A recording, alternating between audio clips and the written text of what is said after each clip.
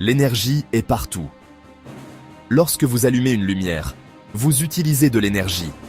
Lorsque vous démarrez une voiture, vous utilisez de l'énergie. Lorsque vous prenez un avion, vous utilisez de l'énergie. Lorsque vous utilisez un téléphone, un ordinateur ou un système d'intelligence artificielle, vous dépendez également de l'énergie. L'énergie paraît invisible. Pourtant, elle se trouve au cœur de presque toutes les activités humaines.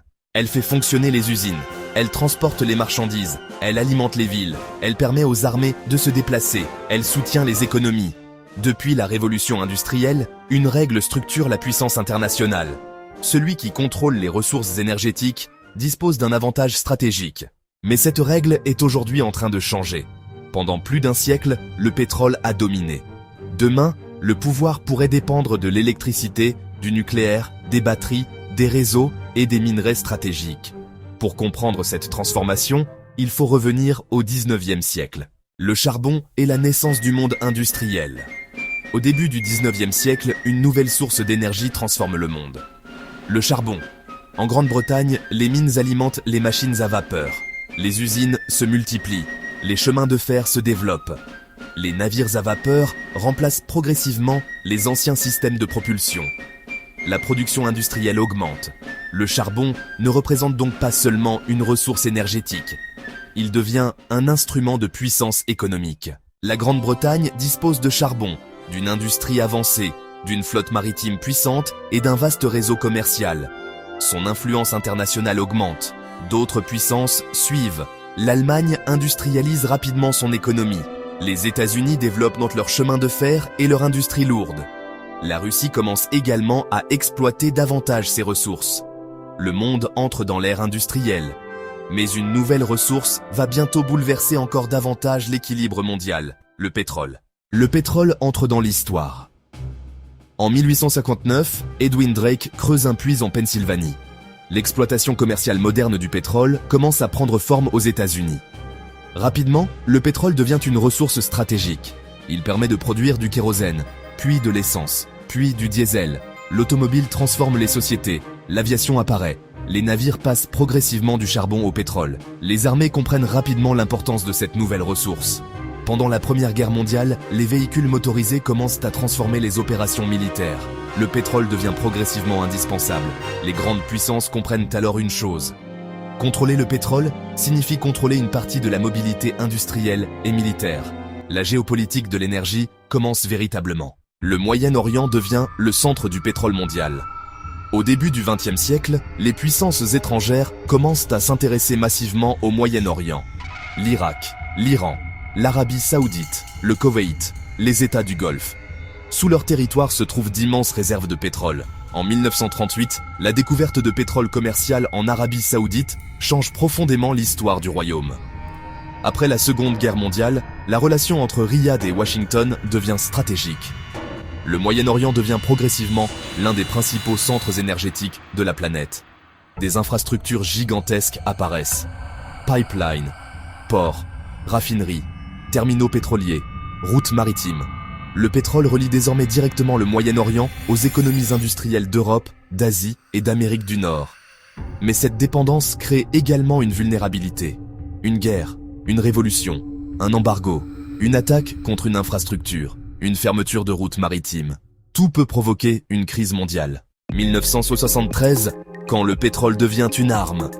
En octobre 1973, la guerre du Kippour éclate entre Israël et plusieurs États arabes.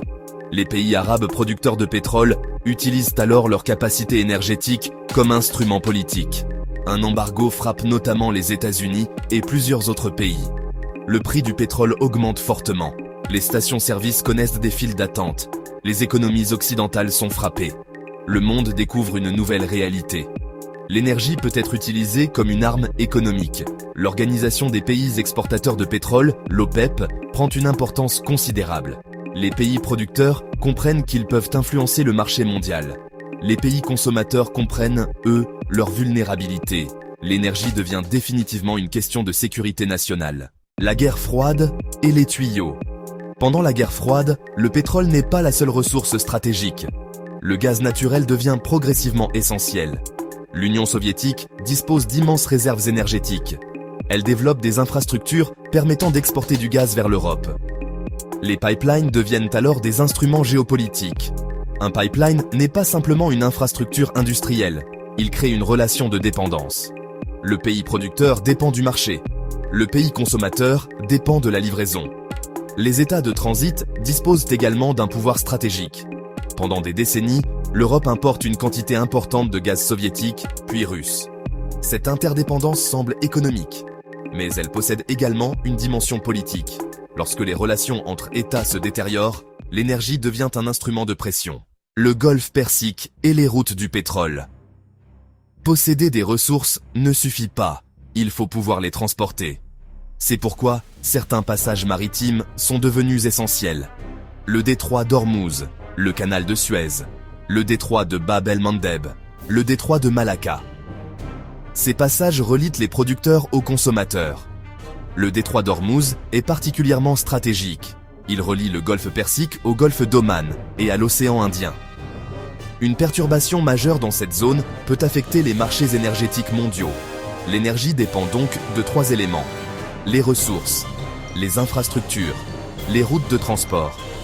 Contrôler l'un de ces 3 éléments peut donner un avantage considérable. Le gaz, la Russie et la nouvelle guerre énergétique. Au début du XXIe siècle, l'Europe dépend fortement des importations énergétiques. Le gaz russe joue un rôle important dans plusieurs économies européennes. Puis survient l'invasion russe de l'Ukraine en 2022. La relation énergétique entre la Russie et l'Europe se détériore rapidement. Les livraisons de gaz russe diminuent fortement. L'Europe cherche alors des alternatives. Gaz naturel liquéfié. Norvège. Moyen-Orient. États-Unis. Énergie renouvelable. Nucléaire. La crise révèle une réalité. Une dépendance énergétique peut devenir un problème stratégique lorsqu'une relation politique se dégrade. L'Europe accélère alors la diversification de ses approvisionnements. La carte énergétique mondiale commence à changer. La nouvelle guerre, lithium, cuivre et terres rares. Mais une révolution énergétique est en cours. Les voitures électriques se développent. Les batteries deviennent stratégiques. Les réseaux électriques doivent être modernisés. Les centres de données consomment davantage d'électricité. L'intelligence artificielle nécessite des infrastructures énergétiques considérables. La transition énergétique crée donc une nouvelle demande. Lithium, cuivre, nickel, cobalt, graphite, terres rares. Ces ressources deviennent essentielles à certaines technologies modernes. La géopolitique de l'énergie ne disparaît donc pas, elle change de forme. Au XXe siècle, la question était « Qui contrôle le pétrole ?» Au XXIe siècle, une nouvelle question apparaît. Qui contrôle les ressources nécessaires pour produire, stocker et distribuer l'énergie? Le nucléaire revient. Une autre source d'énergie revient au centre des stratégies nationales. Le nucléaire. Après plusieurs décennies de débats sur les risques, les déchets et la sécurité, plusieurs États considèrent de nouveau le nucléaire comme un élément de leur stratégie énergétique. Pourquoi ? Parce qu'il permet de produire une grande quantité d'électricité avec de faibles émissions directes de carbone. La question nucléaire dépasse donc désormais la seule question militaire. Elle concerne également la souveraineté énergétique. Les États cherchent à produire suffisamment d'électricité pour leurs industries, pour leurs transports, pour leurs villes, et désormais pour leurs infrastructures numériques. L'électricité devient une ressource stratégique. Qui contrôlera l'énergie, contrôlera-t-il le monde ? Pendant 2 siècles, l'histoire de la puissance mondiale s'est écrite autour de l'énergie. Le charbon a alimenté la révolution industrielle. Le pétrole a motorisé le XXe siècle. Le gaz a créé de nouvelles dépendances.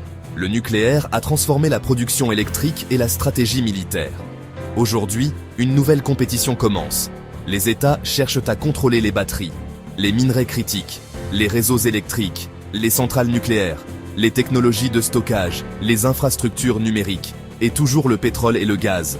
La transition énergétique ne signifie donc pas la fin de la géopolitique de l'énergie. Elle signifie l'arrivée de nouveaux acteurs et de nouvelles dépendances. Demain, la puissance énergétique pourrait dépendre de la capacité à produire de l'électricité à grande échelle, à contrôler les chaînes d'approvisionnement, à sécuriser les minerais, à maîtriser les technologies, à protéger les infrastructures.